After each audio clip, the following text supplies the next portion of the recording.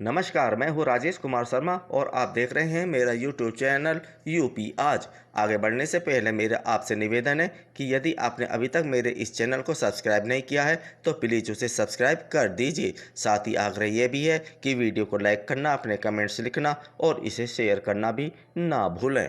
हम सभी जानते हैं कि पिछले कई चुनावों में, चाहे वे लोकसभा के हों, विधानसभा के हों अथवा नगर निकाय के, सभी में बड़ी संख्या में दलित समाज ने भारतीय जनता पार्टी के पक्ष में खड़ा होकर बहुजन समाज पार्टी को तगड़ा झटका दिया है।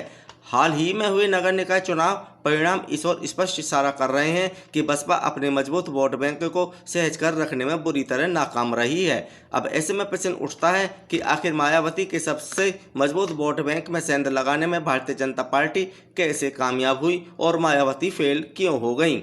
लेकिन सबसे बड़ा प्रश्न तो आज मायावती के सामने ये है कि वे दलितों को एक बार फिर पार्टी की विचारधारा के साथ कैसे जोड़ पाएंगी। पिछले वर्ष हुए विधानसभा चुनाव और हालिया नगर निकाय चुनाव का विश्लेषण करें तो बहुजन समाज पार्टी की मुखिया सुश्री मायावती द्वारा आजमाया जा रहा हर तीर निशाने से चूक रहा है। इसका अवलोकन करने के लिए हमें कुछ वर्ष पीछे जाना होगा, जब सतीश मिश्रा को साथ लेकर सोशल इंजीनियरिंग के बल पर प्रदेश में बसपा ने अपनी सरकार बनाई थी। बेशक ब्राह्मणों को अपनी ओर बसपा खींचने में सफल हो गई हो, लेकिन यहीं से उसके पतन की कहानी लिखी जानी शुरू हो गई थी। ब्राह्मणों को साथ लेकर चलने की बसपा की मुहिम का दलित मतदाताओं पर विपरीत असर पड़ा और वे धीरे धीरे भारतीय जनता पार्टी के साथ जुड़ते चले गए। जब मायावती को अपनी इस राजनीतिक भूल का पता चला तो उन्होंने एक बार फिर दलितों को साधने का प्रयास किया, तो इस बार ब्राह्मण उनसे नाराज हो गए और वे फिर भारतीय जनता पार्टी के पाले में जा खड़े हुए। भारतीय राजनीति का यह वह दौर था जब राष्ट्रीय स्तर पर नरेंद्र मोदी का उदय हो चुका था और पूरा देश उनके रंग में ढलना शुरू हो गया था। इसलिए जो दलित मतदाता बहुजन समाज पार्टी से विमुख होकर भारतीय जनता पार्टी के साथ जा खड़ा हुआ था, मायावती की लाख कोशिशों के बावजूद वे दोबारा बहुजन समाज पार्टी के साथ नहीं जोड़ सके। इस बीच एक खेल समाजवादी पार्टी ने भी कर दिया। उसने अपनी राजनीतिक दूरदर्शिता के चलते बसपा के दूसरे सबसे मजबूत वोट बैंक मुस्लिमों में तकड़ी सेंध लगाते हुए बसपा को तगड़ा झटका दिया। स्थिति यह हो गई कि दलित और मुस्लिमों के बल पर कई बार प्रदेश में अपनी सरकार बना चुकी बहुजन समाज पार्टी प्रदेश की राजनीति में धीरे धीरे अपना जनाधार खोती चली गई और आज हालात यह हो चुके हैं कि अब बसपा के सामने अपना अस्तित्व बचाने का प्रश्न खड़ा हो गया है।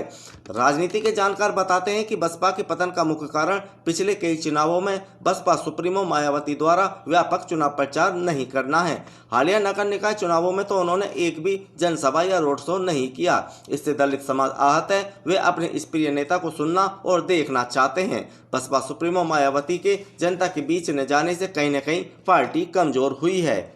राजनीति के जानकार बसपा के पतन का दूसरा मुख्य कारण पार्टी में मायावती के अलावा दूसरा ऐसा कोई दलित नेता का न होना है जिसका जनता के बीच मजबूत जनाधार हो।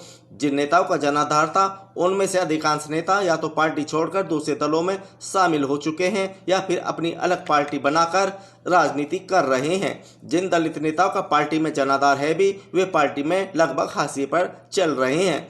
वैसे तो कहा जाता है कि राजनीति में कुछ भी असंभव नहीं है, किसका कौन सा तीर निशाने पर लग जाए कह नहीं सकते।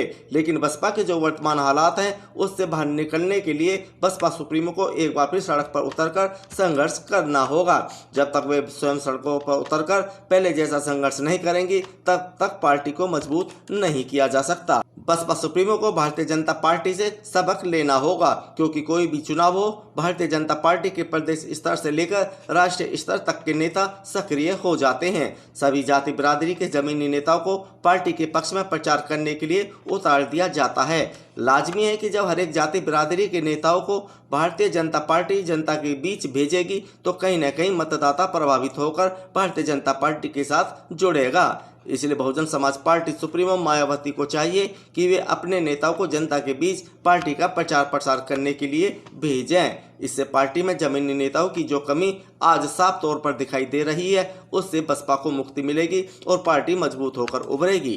राजनीति के जानकार यह भी मानते हैं कि बसपा के छिटके दलित मतदाताओं को पार्टी से जोड़ना आसान नहीं तो मुश्किल भी नहीं है। इसके लिए मायावती को प्रत्येक जिले में बैठ के छोटी बड़ी जनसभाएं और रोड शो करने होंगे। आज बसपा को दलित समाज के छोटे बड़े नेताओं को पार्टी से जोड़ने के लिए विशेष अभियान चलाने की आवश्यकता है। राजनीति का अपना सीधा साधा गणित है। कोई भी दल पहले अपने एक विशेष वर्ग में पकड़ बनाता है, फिर दूसरे वर्गों के थोड़े थोड़े वोट बैंक पर कब्जा करके अपनी राजनीतिक ताकत को मजबूत करता है। एक बार जब मायावती दलित मतदाताओं पर पुनः अपनी पकड़ मजबूत कर लेंगी तो पार्टी के छिटके मुस्लिम और अति पिछड़े मतदाताओं को भी पार्टी से जोड़ने में उन्हें आसानी होगी।